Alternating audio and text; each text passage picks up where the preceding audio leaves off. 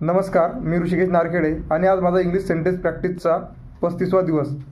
कालपासून मी प्रश्नार्थक वाक्य सुरू केले आणि आज पण मी प्रश्नार्थक वाक्य करणार आहे. तर आज मी डीड यूजचा यूज करून प्रश्नार्थक वाक्य तयार करणार आहे. तर चला सुरू करूया. तू तुझ्या मित्राला पत्र लिहिले का? Did you write a letter to your friend? Did you write a letter to your friend? तो सभेला हजर राहिला का? Did he attend meeting? Did he attend meeting? तुम्ही सामना पाहिला का? Did you watch the match? Did you watch the match? तो परीक्षा उत्तीर्ण झाला का? Did he pass the examination? Did he pass the examination? त्याने त्यांना मदत केली का? Did he help them? Did he help them?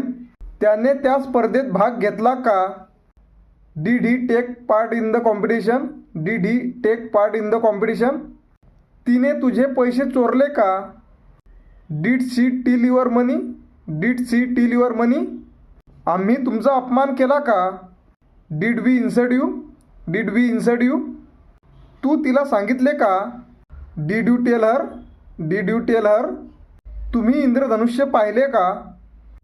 Did you see the rainbow? Did you see the rainbow? Thank you.